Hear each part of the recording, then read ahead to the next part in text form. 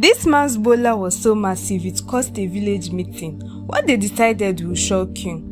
Let me tell you about Kunle. Kunle was a 28-year-old man living in a small village called Ajala. Normal guy, average face, average job. But below the waist, Jesus Christ. Kunle's Gbọla was legendary. We are not talking normal big. We are talking, is that a third leg? We are talking, how does he walk straight? Big. The thing had its own zip code. When Kunle was born, the midwife screamed, "Chineke," and fainted.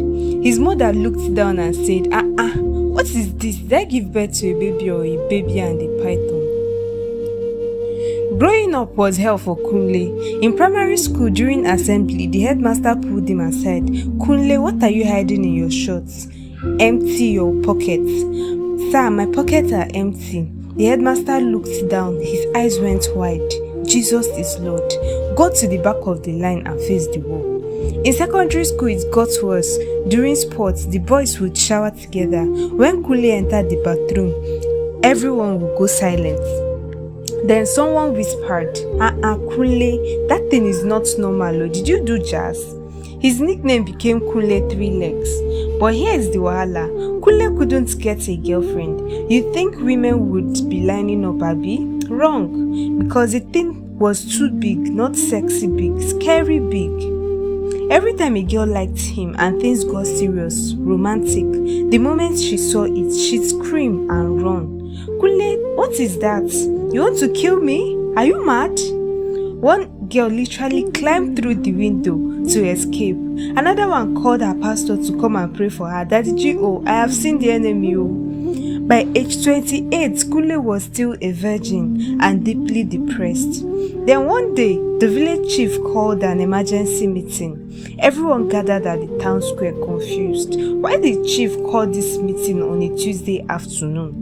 Chief Adewale stood up with a very serious face. "My people, we have a crisis." Everyone leaned forward. As you know, our village has been losing young women every year. Girls finish secondary school and run off to Lagos, Abuja, Port Harcourt. They say our village is boring. They say there are no good men here. People know that sadly. Well, Chief slammed his walking stick. "I have found a solution. We have something no other village has. A man with a gift from the ghost." Confused murmuring, Chief pointed dramatically. "Kunle, stand up." Kunle stood up, embarrassed. "Chief, please." "My people," Chief announced proudly, "Kunle has been blessed. His cassava is the biggest in West Africa, maybe in all of Africa." Dead silence. Then someone started laughing. Then everyone started laughing. The whole village was howling. "Chief, are you okay?" Someone shouted. "I'm serious," Chief insisted. "We can use this. We can make Kunle a tourist attraction. People will come from all over Nigeria to see the 8th wonder of the world. We will charge 500 naira per viewing. We will build a museum. We will put Ajala village on the map." Kunle wanted to die, but then Kunle's mother stood up.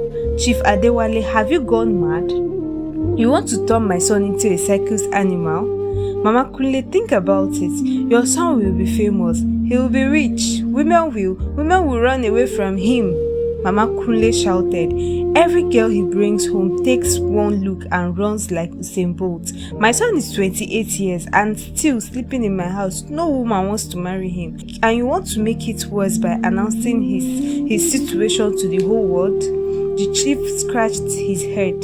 I didn't think about that part. Suddenly, a voice from the back shouted, "Wait, I know someone who can help." Everyone turned. It was Iyasei, the old woman who sold pepper at the market. "There is a woman in Ibadan. They call her Sister Biggie. She has the opposite problem." "Opposite problem?" someone asked slowly. Iyasei nodded seriously. Her toto is extra large, like cathedral large. She's 32 years old and also still single because every man she tries to be with, it's like throwing a pebble into the ocean. They can't, reach.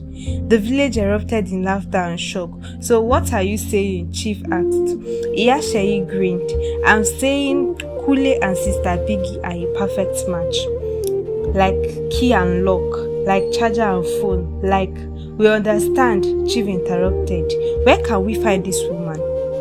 3 weeks later, Sister Biggie arrived at Ajala village. She stepped out of a Sienna bus wearing tight jeans and a confident smile. The entire village held its breath.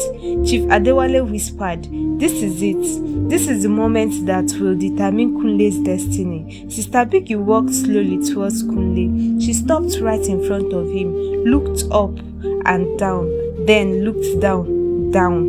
Her eyes went wide. She looked back up at his face and said, "Finally." They posted their story online, and what happened next made them millionaires. Kunle and Sister Biggie decided to share their story with the world, but with the internet rose them or celebrate them. Sister Biggie set up her phone. "Okay, Kunle, we are going live. Just be yourself." "Sister Biggie, I don't think this is a good idea." Too late, she hit the button. "Hello, Nigeria." Sister Biggie shouted into the camera. "My name is Sister Biggie and this is my boyfriend Kunle, and we have a story to tell you." Within seconds, people started joining. 10 viewers, 50 viewers, 200 viewers. "So listen," Sister Biggie continued. "All our lives, people told us we were too much, too big, too different. They called us cursed. They said we'd never find love. But you know what? We found each other and we fit perfectly." The comment section exploded. "Sister, what are you talking about? Fit where? Contest, please. Is this a church testimony or what?" Kunle covered his face. "Sister Biggie, they don't understand." "Then let's be clear," Sister Biggie laughed. "Kunle has the biggest cassava in Nigeria and I have the biggest, let's call it storage space, and together we are a miracle match. 5,000 viewers. Yo, am I hearing this right? Jesus, Nigeria is not a real place. I'm crying." Then someone commented, "Wait, is this for real? Because I have a friend with the same problem." Another comment, "My cousin has been struggling with this. Where can she find help?" Sister Biggie's eyes lit up. "Wait, there are more people like us?" 10,000 viewers. The comments kept coming. "I'm a guy and I've been insecure about this. Too big. Girls always reject me. I'm a woman and men can never, fill the space. I thought I was broken. This is so relatable." Kunle sat up straight. "Sister Biggie, we are not alone." She grinned. "No, we are not." 50,000 viewers. By the end of the live video, they had 200,000 viewers and the video had gone viral across Nigeria. News blogs picked it up. Viral: Nigerian couple with compatibility issues find perfect match. The love story Nigeria didn't know it needed. Kunle and Sister Biggie breaking taboos and hearts. Within 1 week, a condom company reached out and offered them a brand ambassadorial deal. "You two represent extra coverage. We love it." A mattress company wanted them to test their industrial strength beds. A dating app reached out. "We want to create a feature called Perfect Fit Matching, inspired by your story." Kunle and Sister Biggie made 5 million naira in sponsorship deals in 1 month. But the best part, they started receiving messages from people all over Nigeria. "Thank you. I felt I was alone. Now I know I'm not. You gave me hope. I'm going to stop hiding. Because of you two, I finally had the confidence to tell my partner the truth and it worked out." Kunle started crying, reading the messages. "Sister Biggie, we are actually helping people." She hugged him. "We are showing people that different doesn't mean broken." 6 months later, Kunle and Sister Biggie got married in the biggest village wedding Ajala had ever seen. Chief Adewale was the MC, of course. Ladies and gentlemen, today we are witnessing history. The union of two legends. May their marriage be as strong as their compatibility. The whole village roared with laughter. Pastor Jeremiah was not invited. He tried to crash anyway, but he was escorted out. Mama Kunle cried tears of joy. "My son is finally married. Jesus is real." After the wedding, Kunle and Sister Biggie launched a podcast called Perfect Fit, where they talked about body positivity, self-acceptance, and relationships. It became the #1 podcast in Nigeria, and every episode ended with their catchphrase, Don't change yourself, find your feet.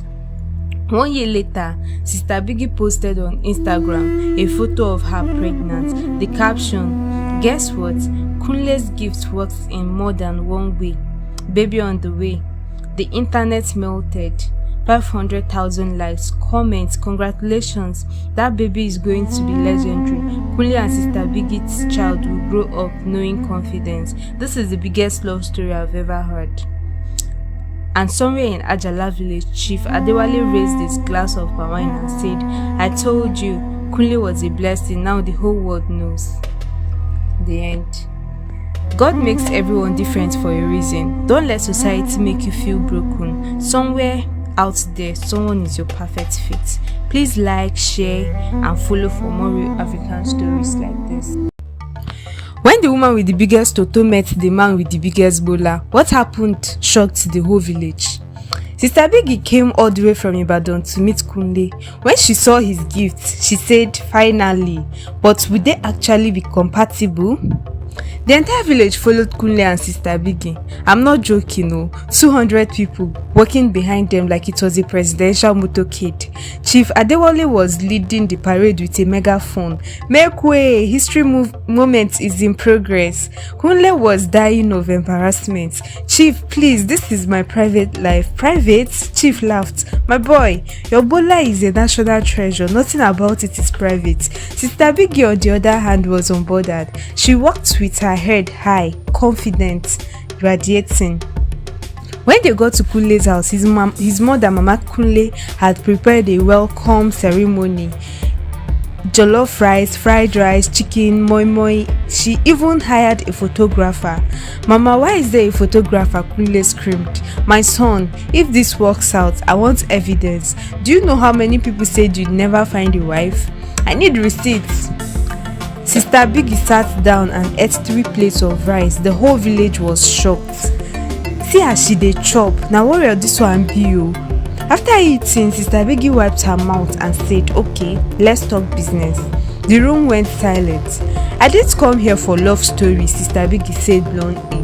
"I came here because I'm tired of wasting my time with men who can't, deliver. So before we do anything, I need to see what we are working with."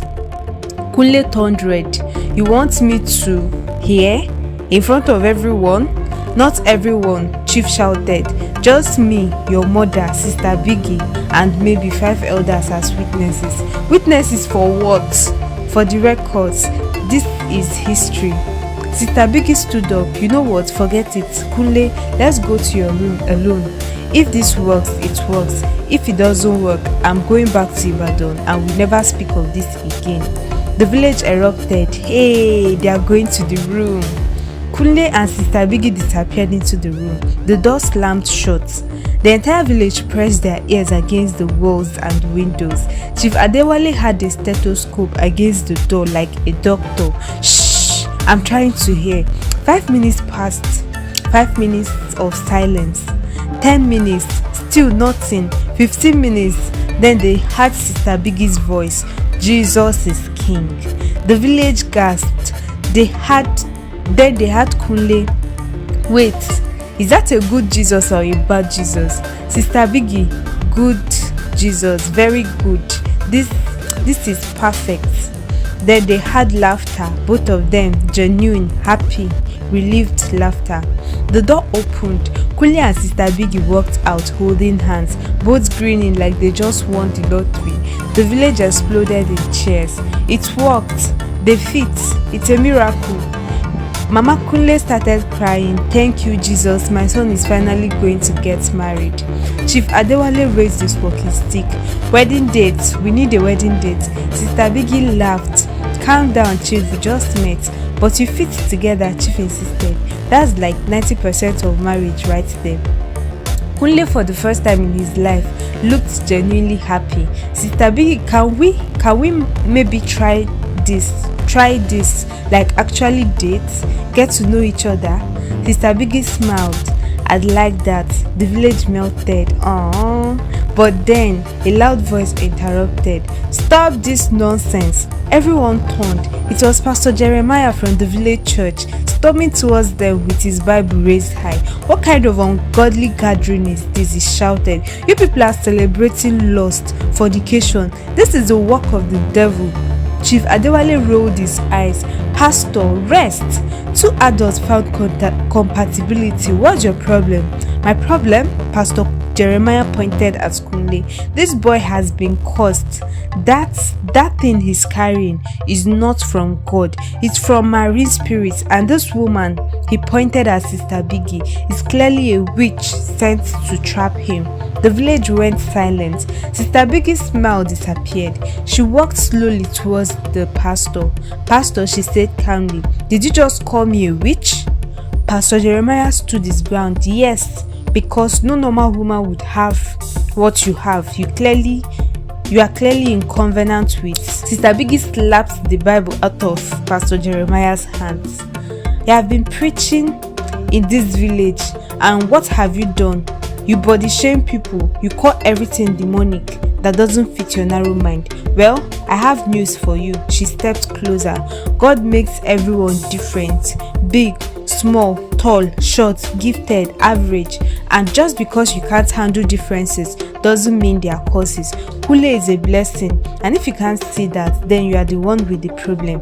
The entire village started clapping. Pastor Jeremiah stood there, shook.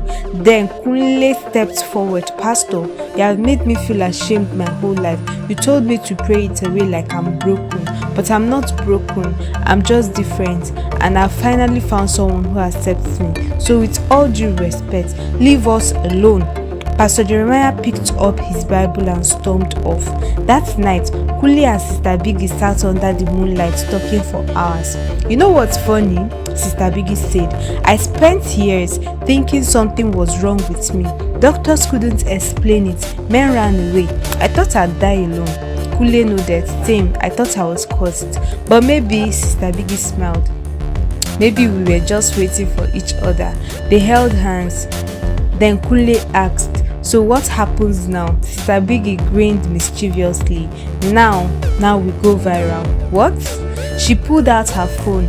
"Kunle, we are going to go on TikTok. We are going to tell our story, and we are going to help every other person out there who thinks they are too much or too different. We are going to show them that someone out here is their perfect fit."